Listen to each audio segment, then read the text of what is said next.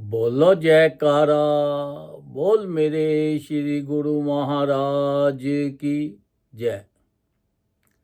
सौभाग्यशाली प्रेमी गुरमुखो, संत महापुरुष हमेशा अपने सेवकों के ऊपर कृपा बनाए रखते हैं और वो चाहते हैं कि हमारे सेवक ये संसार के अंदर हमेशा खुश रहें और परलोक में भी खुश रहें। उनको संसार की जितनी खुशियां हैं सब उनके पास आए और परलोक की खुशियां भी आएं। इसलिए उन जैसे अंधेरे के अंदर कोई आदमी भटक रहा हो तो वो क्या चाहता है? रोशनी। जब रोशनी मिल जाती है तो वो हर तरह से वो ठीक हो जाता है, खुश हो जाता है, उसको हर चीज़ दिखाई देने लग पड़ती है। ऐसे ही संत महापुरुषों ने हमारे ऊपर अपार कृपा करके हमें नाम दान दिया है। ये जो नाम है ये एक दीपक है, क्योंकि जितना ज़्यादा हम नाम सुने लेंगे, सत्संग सुनेंगे, तो उतनी ये नाम की रोशनी बढ़ती जाती है और संसार की हमें खुशियाँ मिलती जाती हैं, बिन मांगे ही मिलती चली जाती हैं। अब देखो, एक औरत थी, उसका एक लड़का था। जब छोटा था तो वो सोचती थी कि ये बड़ा हो जाएगा तो फिर मुझे सुख मिलेंगे। जब लड़का बड़ा हुआ 12-13 साल का तो उसकी भी मौत हो गई, डेथ हो गई। अब वो बेचारी बहुत परेशान थी, बहुत परेशान थी, सारा दिन उसके वियोग में रोती रहती थी। एक दिन उसने सपने में देखा कि उसका बच्चे एक तरफ से लोग आ रहे हैं, दूसरी तरफ जा रहे हैं, सबके हाथ में दीपक पकड़ा हुआ है, रोशनी में अपना जा रहे हैं। देखती क्या है कि उसका लड़का भी उसके बीच में आ गया। उसके हाथ पे दीपक तो है पर बुझा हुआ दीपक है और वो ठोकरे खाता हुआ जा रहा है। तो उसने पूछा अपने बेटे से, बेटा क्या बात है, जब सबका दीपक जल रहा है तो आपका दीपक क्यों बुझा पड़ा है और आप अंधेरे में ठोकरे खाते जा रहे हैं, बड़ा परेशान है। वो कहता है, माँ, जो तू सारा दिन रोती रहती है उसकी वजह से ये मेरा दीपक जो है बुझ गया है। अगर तू रोना बंद करके जो गुरु महाराज जी ने तुझे नाम दिया हुआ है वो नाम का भजन करेगी तो मेरा दीपक जल पड़ेगा।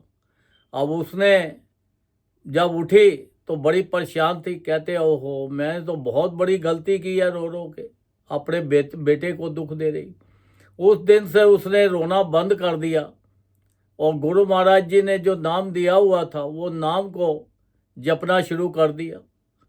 खूब जपती थी। तो फिर एक दिन फिर उसने देखा, आधी रात को ड्रीम देखा कि सभी लोग एक तरफ से आ रहे हैं, दूसरी तरफ जा रहे हैं, सबके हाथ में दीपक जल रहा है। तो जब उसका बेटा भी उसने देखा तो उसके बेटे के हाथ पे भी दीपक जल रहा था, रोशनी थी और वो भी बड़े मज़े से चल रहा था।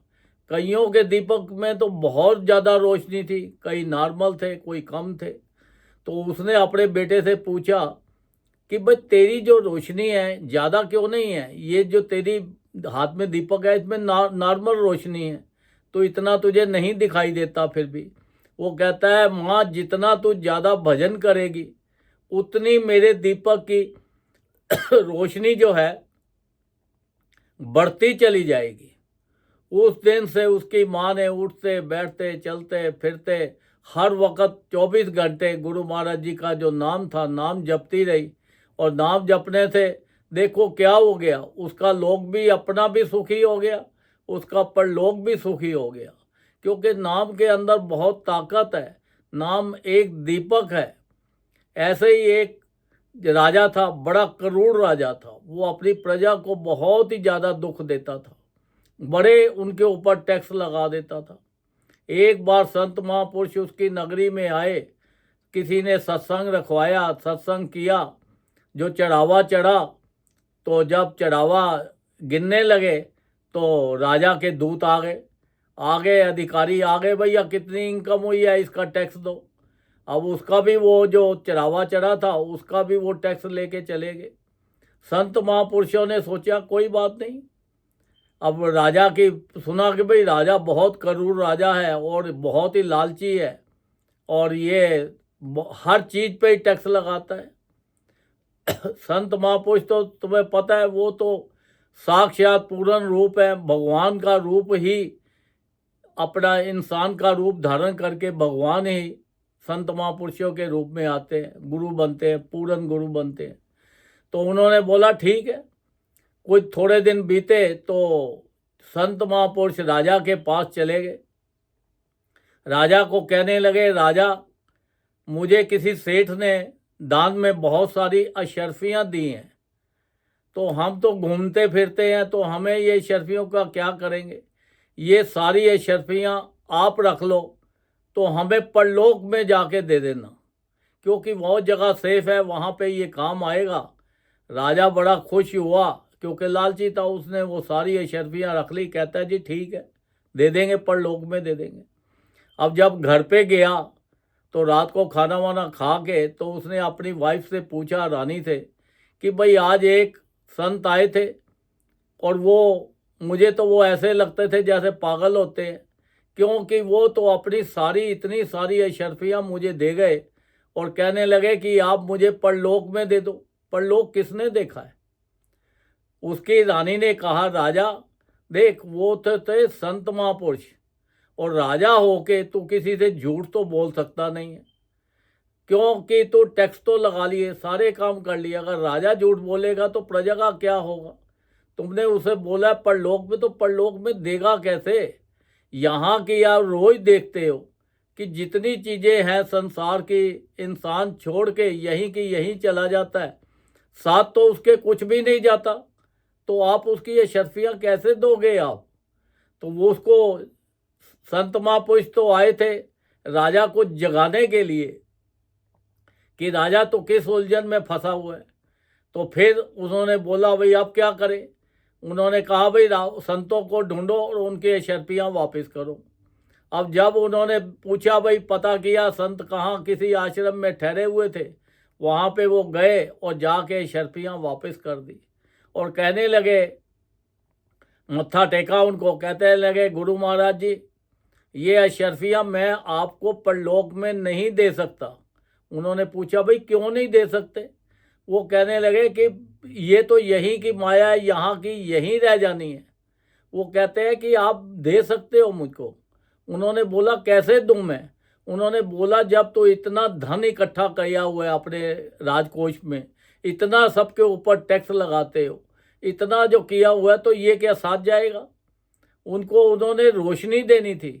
उन्होंने बोला नहीं। उन्होंने मत्था टेका तो उन्होंने कहा कि हम आपको एक दीपक देते हैं, ये दीपक को जला के रखो तो आपको रोशनी हो जाएगी, क्योंकि आप अंधेरे के अंदर घूम रहे हो, आप तो संसारिक चीज़ें इकट्ठी कर रहे हो, लोगों को दुख दे रहे हो। उन्होंने उनको राजा को नाम दिया, कह दिया कि ये जपना है, ये जो तुम्हारे जो टैक्स है ये कम कर दो, लोगों अपनी प्रजा को खुश रखो। जितना आप संसार में अपनी प्रजा को खुश रखोगे उतने ज़्यादा आप खुश रहोगे और आपका परलोक के अंदर भी आपका धन इकट्ठा होता चला जाएगा। आप सबके लिए अच्छा सोचना है, अच्छा करना है, लंगर लगवाओ और खूब परमार्थ में अपना धन लगाओ। राजा ने जब नाम लिया, सत्संग सुना, तो उसके जो भाग्य थे पिछले जन्म के पुण्य वो जाग उठे, क्योंकि संत महापुरुष तो जहाँ पे भी जाएंगे वहाँ पे खुशियाँ ही खुशियाँ लाएंगे। तो देखो उसको संत महापुरुषों के सत्संग सुनने से, नाम लेने से उनका जो दीपक था वो जल गया और दीपक जल के रोशनी हो गई। उनको पता लग गया कि ये संसार की चीज़ें मेरे साथ नहीं जानी है। उस दिन से उसने अपनी प्रजा को हर तरह से खुश रखने की कोशिश की और उनके टैक्स भी कम कर दिए और बहुत कुछ हुआ। तो देखो प्रजा कहने लगी कि हमारा बादशाह तो बहुत धर्मात्मा है। सब कहाँ उसकी बुराई कर रहे थे, कहाँ हर बंदा अपने राजा की तारीफ करने लगा। तो देखो ये संसार के अंदर जो हमें सतगुरु ने जो हमें नाम दिया हुआ है, ये नाम को ज़्यादा से ज़्यादा जपना है। जितना ज़्यादा नाम जपेंगे उतनी संसार की खुशियाँ, संसार की सुख हमारे परिवार में आते चले जाएंगे और हमें भी मिलते जाएंगे। देखो संत महापुरुषों ने तो इतनी अपार कृपा करके अपने सेवकों के लिए 5 नियम बना दिए। श्री आरती, पूजा, सत्संग, सेवा, सिमरन और ध्यान, जो श्रद्धा सहित करे निश्चय हो कल्याण। देखो संत महापुरुष तो अपने सेवकों के ऊपर हमेशा कृपा बनाई रखते हैं। उन्होंने इतने आसान तरीके बना दिए, 5 नियम। वो कहते हैं ये जो 5 नियम जिस परिवार के अंदर निभाए जाएंगे, वो परिवार के अंदर हमेशा खुशियां ही खुशियां रहेंगी। वहाँ कोई बीमारी नहीं आएगी, कोई प्रॉब्लम नहीं आएगी। हर तरह से उनका लोक भी सुखी हो जाएगा और उनका परलोक भी सुखी हो जाएगा। संत महापुरुष फरमाते हैं कि देखो आपके 24 घंटे जो संसार में आप लगाए हुए, इसमें से कम भी 2 घंटे हर जीव को, हर इंसान को भजन करना चाहिए। अगर 2 घंटे कंटिन्यू नहीं बैठ सकते तो 1-1 घंटा करके करो, आधा घंटा करके करो। बीमार हो तो लेट के करो, ट्रैवल करो ट्रैवल, क्योंकि भजन का कोई समय और कोई स्थान नहीं होता। क्योंकि संत महापुरुष तो अपने सेवकों के ऊपर हमेशा कृपा बनाई हुई है। वो ये चाहते हैं कि ये जितना ज़्यादा भजन करेंगे, जितना ज़्यादा सत्संग सुनेंगे, सत्संग सुनोगे तो तभी आपका भजन में ध्यान लगेगा, तभी भजन के अंदर विश्वास होगा। सत्संग एक रास्ता है उस दीपक को जलाने के लिए। सत्संग एक बाटी है उस दीपक को जलाने के लिए। सत्संग एक तेल है जो दीपक को जलाने के लिए। क्योंकि जो भी आप ज़्यादा से ज़्यादा भजन तभी होगा जब आप सत्संग सुनोगे और सत्संग में जाओगे। और जैसे जैसे सत्संग में जाओगे आपके विचार अच्छे होते चले जाएंगे। आप सबके लिए अच्छा सोचोगे, अच्छा करोगे। कोई आपकी बुराई भी कर दे, कोई निंदा भी कर दे तो आप उसको इग्नोर कर दोगे। आप किसी को भी, कोई आपको तंग भी करता है, प्रॉब्लम देता है, परेशानी देता है, आप उसको इग्नोर कर दोगे। आपको बोलोगे कोई बात नहीं भाई, जो तूने किया तू जान, तेरा काम जाने, अपने आप भगवान देखेगा। तो तुम तो ना किसी की बुराई, ना निंदा, ना चुगली, ना अपने में मस्त रहोगे। ज़्यादा से ज़्यादा भजन करोगे। जब भजन करोगे तो आपका संसार के अंदर भी आपको खुशियाँ मिलेंगी, संसार के सुख भी मिलेंगे और आपका परलोक भी आपका अच्छा हो जाएगा। क्योंकि जितना ये जो हम धन अपने आप में हम सोचते हैं मेरा मेरा मेरा मेरा, तो कुछ नहीं है। जिस धन को हम परमार्थ में लगाते हैं तो ये धन हमारे साथ चला जाता है। जैसे आप बैंक के अंदर पैसा जमा किया होता है तो आप जाते हो तो मिनटों में आप बोलते हो कि मुझे तो इतना धन चाहिए, वो 1 मिनट में बिना पूछे साइन करा के आपको दे देता है। तो ऐसे ही जब हम यहाँ पे परमार्थ में जितना धन अपना खर्च करेंगे, जितनी अपनी सेवा करेंगे, लंगर लगवाएंगे, धन से, मन से, धन से जितनी सेवा करेंगे, ये परलोक के अंदर हमारी इकट्ठी होती चली जा रही है। और वहाँ पे भी जाएंगे तो हमें खुशियाँ मिलेंगी, धन मिलेगा। जैसे आप एक देश से दूसरे देश में जाते हो, अपने देश की करेंसी तो वहाँ चलती ही नहीं है, वहाँ के दूसरे देश की करेंसी चलती है। तो वो करेंसी कैसे वहाँ के मिल सकती है? आप अपनी करेंसी को कन्वर्ट करते हो, अपने बैंक में जमा कराते हो और वहाँ जाके उनके बैंक से निकाल लेते हो। तो देखो ऐसे ही संसार के अंदर संत महापुरुषों ने इतनी अपार कृपा करके तुम्हारे लिए रास्ता बता दिया है कि देखो यहाँ का धन आप अपने साथ ले जा सकते हो। पर लोग तो सोचते हैं कि भैया ये नहीं जा सकता। संत महापुरुषों ने रास्ता बना दिया है कि धन को सदुपयोग करो और अच्छा करो, अच्छी जगह पे लगाओ, ताकि आपका धन आगे के लिए इकट्ठा होता चला जाए। जब वहाँ पे जाओगे आपके पास खूब धन होगा, खूब शोहरत होगी, आपको देखो सुख ही सुख मिलेंगे। हम तो दिव्य धाम में चले जाएंगे। संत महापुरुष फरमाते हैं कि हम आपको गारंटी देते हैं कि जो जितना ज़्यादा भजन करोगे तो आपके लिए नरक और स्वर्ग कुछ भी नहीं है। क्योंकि नरक तो पापों का घर है, स्वर्ग जो होता है ये थोड़े टाइम के लिए मिलता है, फिर वहाँ से धक्का मार के ज़मीन में भेज दिया जाता है, धरती पे। जाओ भाई, जितने तुम्हारे अच्छे कर्म थे वो तुमने भोग लिए, अब जाओ जाके फिर संसार के अंदर करो।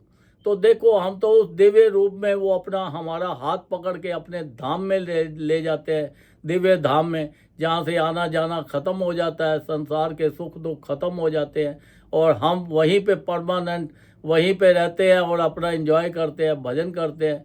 ये जो आत्मा है इसका कल्याण हो जाता है, क्योंकि आत्मा तो ये भटकती रहती है, कभी इसका इधर होता है कभी इधर होता है। अब देखो ये शरीर के अंदर तो ये आत्मा बैठी है, पर आपने कभी नोट करो कि ये जो आत्मा है ये कभी एक समय के ऊपर 1 मिनट के लिए भी कभी बैठी है?